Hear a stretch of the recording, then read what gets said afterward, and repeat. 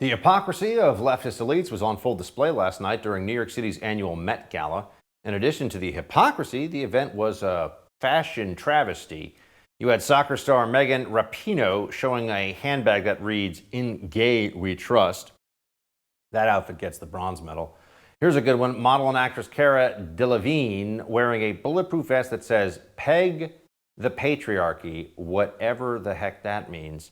And here's my favorite, Lil Nas X wearing a full suit of golden armor. Apparently he had to meet R2-D2 at Jabba's palace after the gala. Here to discuss, the founder of Young Americans Against Socialism, the First TV's own Morgan Zegers. Morgan, look pretty funky out there to me. What'd you see? Yeah, I mean, I didn't see those outfits that you just showed, so I made quite the face behind the scenes. I'm sorry about that. What do you think about AOC's tax the rich dress? Well, Buck, I might be giving the boring answer here, but there's, of course, funny memes that could be made out of this. I just don't think it's funny at all. And that's because history proves the things that AOC says are very dangerous and lead to the deaths of people. Okay. And so even just the last century, the 20th century, has proven that people who come to power like AOC, who look fun and young, and they're bringing this new movement for the people, they're calling themselves democratic socialists. They often then enact those socialist policies that aren't democratic at all or destroy democracy. And then what do you know? People like AOC end up rich, and then the people under her, the working people that she said she'd support, end up either starving to death because the economy collapses under the socialist economic policies, or they end up being shot against a firing wall. So my first thing that I thought when I saw her dress at this $30,000 ticket event is Fidel Castro. He came to power calling himself a democratic humanitarian, rejecting the terms socialism and communism, just like AOC does today. And what do you know? He used to wear these like two Rolexes on his wrist as all of his people were starving and dying and being put into political prison. So I'm just not thrilled by it, and I'm not going to make a cheap, funny political take on this. All at the same time as this is happening, we're caring about these stupid celebrities. You have a crisis going on in Afghanistan and unconstitutional vaccination mandates happening. So I'm just infuriated at this point.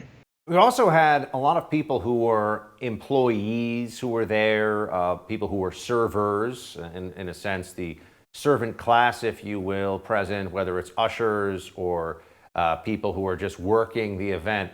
They all had to wear masks.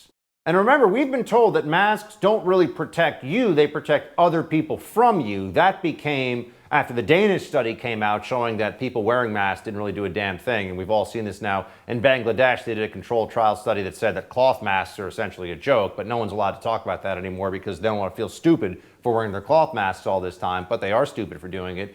But why do the people who are paid by the hour to be at the $30,000 or $25,000 a person event have to wear masks? And do they have some greater risk of spreading disease, or are they just not fancy? They just don't qualify as the elites. I mean, we just saw this as well. There's a special allowance for people who are considered elite to post certain things on Facebook that, average people like me can't post, because I've been blocked from posting many things on Facebook before, and I got like the semi-permanent ban or whatever it is. This is just, there's two standards for different aspects of society. And right now, we don't know what their rules are going to be today or tomorrow or next week or next year. And I was just really concerned because this morning I saw a video of Fauci talking about how, it's on the table to consider fining people double or even requiring vaccination or testing to prove that you're COVID negative before you fly domestically in America. He said it's on the table. And as I'm watching it, I'm saying, okay, so that means it's going to happen in a matter of a couple months. I don't trust what these people say. Look at these poor workers. I actually started as a diner girl. I don't know if you had a first job or anything. I worked at weddings. I worked as a diner girl. I did all these waitressing jobs. And I totally feel for these people right now, just like our children in schools who are wearing masks still across the country for 8 hours a day as these celebrities can hang out in their fancy dresses at their fancy events, including people like AOC.